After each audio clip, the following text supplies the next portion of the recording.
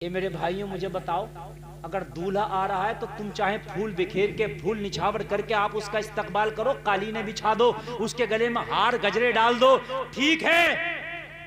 लेकिन तुम्हारी बहनें क्यों जा रही हैं इस्तकबाल करने? मुझे बताओ ये कहां से जायज हो सकता है? आज लड़कियां जा रही हैं, ये चल रहा कि नहीं चल रहा? और हमारे मुआशरे में चल रहा है। यार ईसाइयों में चलो तो उनका मजहब अलग है, यहूदियों में चले उनका मजहब अलग है। यार ये लड़का अगर कह दे खबरदार मेरा इस्तकबाल कोई लड़की नहीं करेगी, हिम्मत किसी की आ जाए। अगर यही बदमाश बना बैठा, अगर इस्तकबाल ना किया तो इसके मुंह पे 12:30 बज जाते हैं, मेरे इस्तकबाल नहीं किया। भाई ये कहां से जायज है इस्तकबाल? मुझे बताइए कि लड़की इस्तकबाल करेगी? अजीब मामला। शादियां हो रही हैं, वो भात आ रहा, भात भैया भात देगा। पहले तो भैया का ये जो भात है ना, ये भात वात इस्लाम में कोई चीज नहीं है। आदम भाई किधर जा रहे हैं? थोड़ी देर बैठो बैठो, अभी तुम्हारी नई शादी है। हाँ, इसलिए कि मेरी तकरीर ऐसी हो रही है कि कोई जाए ना, मुझे बड़ी तकलीफ होती है। मैं बड़ी मेहनत से कर रहा हूँ, बात समझ में आ रही है कि नहीं आ रही? भात देगा, भैया का भात देना मेरे भाई, ये कोई शरीयत में नहीं लिखा कि भैया भात देगा ना, है ही नहीं, कहीं भी नहीं है। पूछ लो क्यों देगा भाई भात? बेटा तेरा, बेटी तेरी है, वो भैया भात क्यों देगा? अपने बेटे बेटी की शादी खुद कर। अजी हद तो ये है कि 4 बेटे बिल्कुल हट्टे कट्टे हैं। तवज्जो सुनना, जो मैं जुमला आज कह के जा रहा हूं, ये मुआशरे में बड़े गलत रिवाज हैं कुछ। 4 बेटे बिल्कुल उस माँ के जवान हैं और उसका शोहर भी अच्छा खासा है, लखपति आदमी है, लेकिन अगर मर गई वो औरत तो कफन भैया देगा। ये भी चलता है कि कफन भैया के पैसे। अरे तेरे 4 बेटे जवान है, माँ के कदमों के नीचे तेरी जन्नत है, तू अपने मामा से कफन दिला रहा। मामा से कह दो, मेरे मामा, मेरी माँ ने पूरी जिंदगी मुझे पाला, अपनी छाती का दूध पिलाया, क्या मैं इस काबिल भी नहीं हूं कि आखिरी वक्त अपनी माँ को अपनी कीमती कमाई से कफन दे सकूं? अगर मामा कह भी तो मना कर दो, नहीं मेरी माँ थी ये, मैं दूंगा अपनी माँ को कफन, सारा खर्चा खुद करो। लेकिन कहते हैं वो चला रहा, वो भैये का हक है। और मेरे भाई कोई हक नहीं है भैये का। 40 में कपड़े आ रहे, 40 में कपड़े आ रहे। हाँ बात सही कर रहे हैं आप, 40 में कपड़े नहीं बल्कि बाज जगह तो पूरे सिंगार आ रहे हैं। ऐसी रस्में चल रही हैं, खुदा की कसम पता ही नहीं चलता। मुझे एक बात तो बताओ, 40 में भैया जने क्या ओढ़नी देगा, वो जोड़ा देगा, वो ये देगा, वो देगा, सारी खाली की खुराफातें। माँ पे सबसे बढ़कर अगर हक है औरत का किसी पर तो अपने बेटे पर है। अगर पूरी जिंदगी कांधों पे बिठा के 100 हज करा दो ना अपनी माँ को, तो अपनी माँ का हक अदा नहीं कर सकता। तो तू एक कफन नहीं दे सकता माँ को? यार एक बात है कि नहीं, माँ को कफन नहीं दे सकता? कफन भी मामा के पैसे से आ रहा। मामू से मोहब्बत से मना करो, हो मामू जान, तुम्हारी बहन थी, अपनी बहन के नाम से तुम जहां चाहो जो चाहो दे दो, मस्जिद बनवाओ, मदरसा बनवाओ, किसी गरीब को दो, तुम अपने हाथ से दो, मुझे क्यों दोगे आप? अपनी माँ के नाम से तो जितना हो सकेगा मैं खुद खर्च करूंगा। इतना भी नहीं कर सकते? बाप सारी प्रॉपर्टी तुम्हें दे गया, घर तुम्हें दे गया, गाड़ी तुम्हें दे गया, माँ सब कुछ तुम्हें दे गई, तुम अपनी माँ के लिए 2 गज कफन का टुकड़ा नहीं दे सकते? रस्म चल रही, कोई रस्म नहीं है, कहीं से कोई रस्म नहीं है। माँ का सबसे बड़ा हक अपनी औलाद पर, शोहर का सबसे बड़ा हक अपनी बीवी पर है।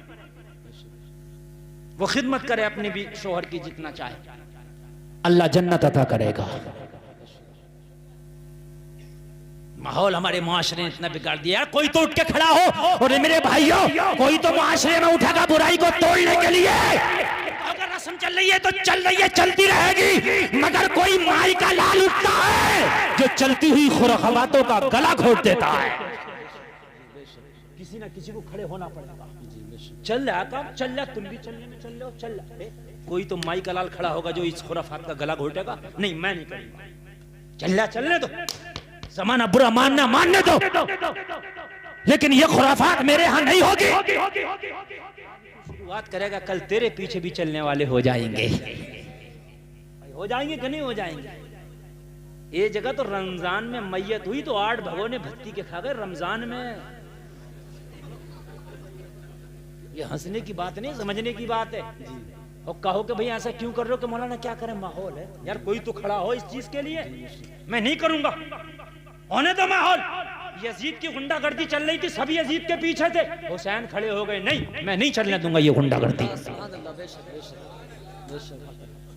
सब चलता रहता, चल रहा चलने दो भाई, हाकिम वक्त है यार, वो तो बादशाह वक्त है, उसके खिलाफ कौन बोलेगा। मगर मेरे भाई किसी को तो हुसैन का गुलाम बनना पड़ेगा, किसी को तो मोहम्मद बिन कासिम बनना पड़ेगा, किसी को तो तारिक बिन ज़ियाद बनना पड़ेगा, किसी को तो सुल्तान सलाहुद्दीन अय्यूबी बनना पड़ेगा।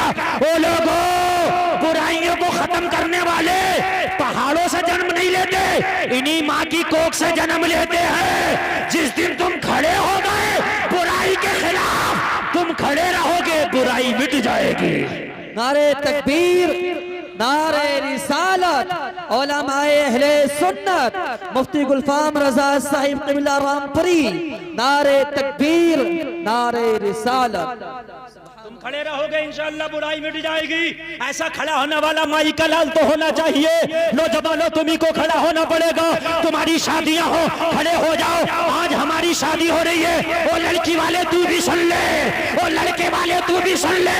अगर लड़का ये कह दे अपनी शादी में किसी भी लड़की से सलामी नहीं करा, हो रहा थोड़ा सा अगर पहले तो नुकसान होगा नहीं, जो अल्लाह ने तेरी किस्मत में लिख दिया कोई माई का लाल रोक नहीं सकता, वो मिलकर रहेगा। जिसे तोहफा देना है दूल्हा को, वो अपने तोहफे पे अपना नाम लिखे और रख दे, मिल जाएगा। यहां से खत लिखो तो सऊदी अरबिया पहुंचता, इसका तोहफा ना पहुंचेगा। गई मेकअप करके लेके जाएगी, जब भी मिलेगा दूल्हा को तोहफा। यहां से तुम पार्सल करो, बेंगलोर पहुंच जाता है। ये व्यापारी लोग जितना धंधा कर रहे हैं, इन्होंने कभी जाकर गुजरात भी नहीं देखा, माल आ रहा है गुजरात से। तेरी जरा से कि फूल का गमला ना जागा, बहाना फूल का गमला लिया और बहाना है कि दूल्हा को गिफ्ट देंगे। गिफ्ट देंगे, तू क्या करने जा रही है? दूल्हा मना करे, नौजवानों तुम्हें खड़ा होना पड़ेगा बुराइयों के खिलाफ। और जब सलामियां तुम्हारी होती हैं, तुम्हारे साथ में जितने दोस्त होते हैं गुंडागर्दी करती है, नामा अमाल में दूल्हा की लिख के जाती है कि इसकी शादी में हो रहा है। अब रजिस्टर तो भर रहा ना, जी जी, वो रजिस्टर तो दूल्हा के नाम का भर रहा, कंधे पे बंदूक दूल्हा के छोड़ी जा रही है। तो क्यों ना अगर दूल्हा ही मना कर दे तो किस माई के लाल की ताकत है कि हरामकारियों पे आ जाएगा। मिटाओ इन चीजों को, गलत रस्मों को, कोई और नहीं तुम मिटाओगे, तुम्हें खड़े होना पड़ेगा। ओ लोगों कान खोल के सुनो, तुमने उस नबी का कलमा पढ़ा है जहां पूरी दुनिया मुंह मोड़ लेती है, वहां मेरे नबी गले से लगा लेते हैं। मालूम है आपको, एक औरत है, और नौजवानों जरा सुनो, नाम है उम्मे सलमा। एक औरत है, नाम है उम्मे सलमा। जरा सुनना नौजवानों, अल्लाह ने तुम्हें जवानी दी है, तुमने उसी नबी का कलमा पढ़ा है। तुम मुंबई के हीरो हीरोइन को फॉलो ना करो, तुम आमीना के लाल को फॉलो करो, तुम्हारे नबी का तरीका सुनो। एक औरत है उम्मे सलमा, ये बयान करती हैं कि जब नया नया इस्लाम मेरे नबी ने ऐलान किया, लोग हिजरत करके मदीना चले गए, मेरा शौहर था एक, वो भी चला गया था मदीना में, मक्का में अकेली रह गई। उम्मे सलमा बयान करती है, मैं मक्का में अकेली रह गई, मेरा छोटा सा एक बच्चा था, एक दिन मुझसे भी ना रहा गया, मैं भी हिजरत के लिए निकली अपने बेटे को लेकर, तो मेरे शौहर के कबीले के लोगों ने मेरा रास्ता रोक लिया। कहाँ जा रही हो उम्मे सलमा? मैंने कहा मैं इस वक्त मदीना शरीफ जा रही हूँ, मेरा नबी मदीने में है, मेरा शौहर मदीने में है, वहीं मेरा नबी है, वहीं मेरा शौहर है, मैं वहीं अपने शौहर के साथ जिंदगी गुजारूंगी नबी की दामन की शीतल छाया में। कहने लगी उम्मे सलमा का बयान है कि मेरे महल्ले, मेरे खानदान, मेरे कबीले के लोगों ने मेरा रास्ता रोक लिया। उम्मे सलमा अगर तुझे जाना है तो जा, लेकिन ये जो तेरा 2 साल का बच्चा है ना, इसे जाने नहीं देंगे, ये हमारे खानदान की, हमारे कबीले की, कुनबे की निशानी है, ये हमारे कबीले का बेटा है, अगर तुझे जाना है तो जा, मगर बेटा छोड़ना पड़ेगा। उम्मे सलमा कहती है मुस्तफा की मोहब्बत में मैंने बेटा भी छोड़ दिया, रोकना रोक लो मगर मदीने जाऊंगी। कहने लगी मैं जाने लगी, मैं रात के आलम में निकली, आधी रात का सन्नाटा छाया था, पूरे मक्का के लोग अपने बिस्तरों पर था। उस वक्त लोगों ना कोई सड़कें थी, ना मैप था, ना रोशनी का इंतजाम था। कहने लगी मैं पगडंडियों पे चलने लगी, लोगों कहने लगी झाड़ों का रास्ता था, जंगली रास्ता था, मैं चलते चलते डर भी रही थी, या अल्लाह कोई मेरी इज्जत का लुटेरा ना मिल जाए, या अल्लाह कोई दरिंदा आके मुझे नुकसान ना पहुंचा दे। मैं अकेली जंगल में मदीने का सफर कर रही थी, मुझे मदीने का रास्ता भी पता नहीं था, लेकिन निकल पड़ी थी। कहने लगी रात में मैंने देखा कि कोई शख्स ऊंट पे सवार आ रहा है, ऊंट पे सवार कोई शख्स आ रहा, मैं उसे देख के झाड़ी में छिप गई। ऊंट सवार ने आके अपने ऊंट को झाड़ी के पास ऊंट को रोक दिया, रोक के खड़े होके बोला, ए बहन तू कौन है जो झाड़ी में छिपी है, परेशान ना हो, मैं तुझे अपना परिचय कराता हूं, मैं एक मुसलमान हूं, मोहम्मद का गुलाम हूं। इज्जत लुटेगी नहीं, तेरी इज्जत की खातिर अपनी जान की बाजी लगा दूंगा।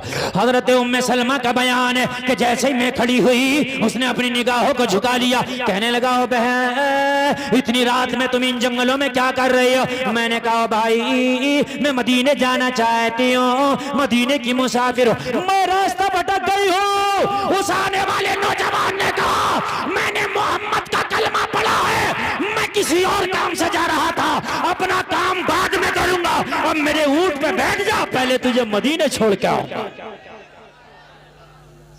पहले तुझे मदीना छोड़ के आऊंगा, अपना काम बाद में करूंगा।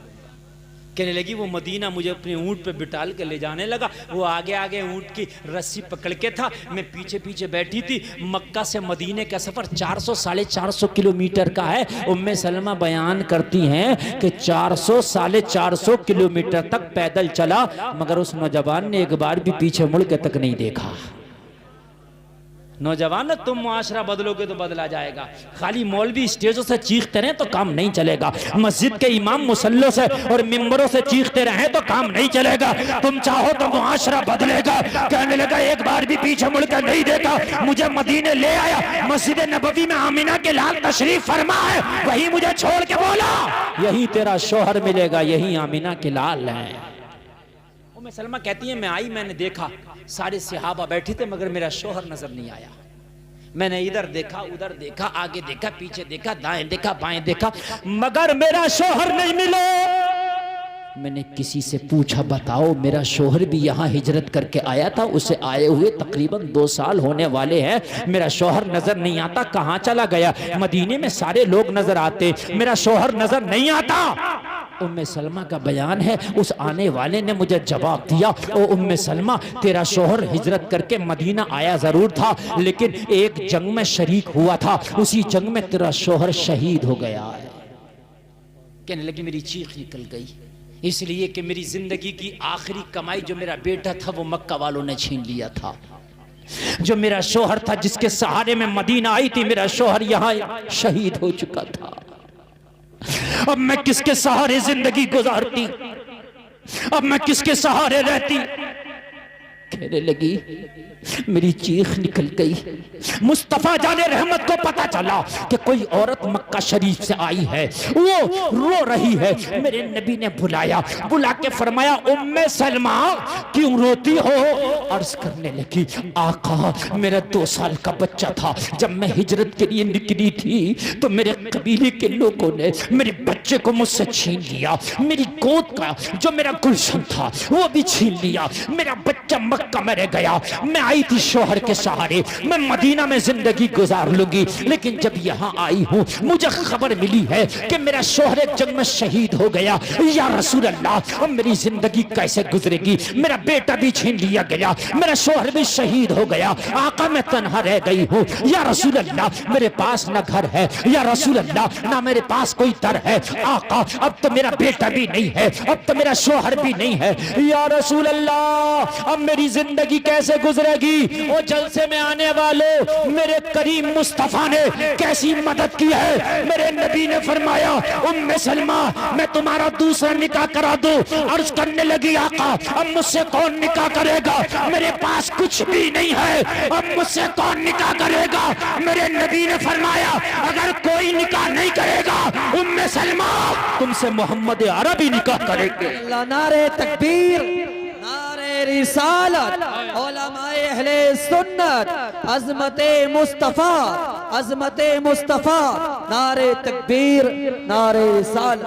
मेरे नबी ने कहा, अगर कोई नहीं करेगा तो मोहम्मद अरबी निकाह करने तैयार है। उम्मे सलमा कहती है, मेरी तो किस्मत का सितारा जगमगाने लगा। अरे नबी जिससे निकाह कर ले वो औरत तो मुसलमानों की माँ हो जाती है। सुभान अल्लाह, सुभान अल्लाह। कयामत तक के मुसलमानों की माँ हो गई। हाय हाय, वो माँ का मकाम कितना बड़ा आप जानते ही हो। अल्लाह अल्लाह। उम्मे सलमा से मेरे नबी ने निकाह फरमाया। ये वही उम्मे सलमा है जिन्हें मेरे नबी ने मिट्टी दे के कहा था जब मेरा बेटा हुसैन करबला में शहीद होगा तो ये मिट्टी खून बन जाएगी।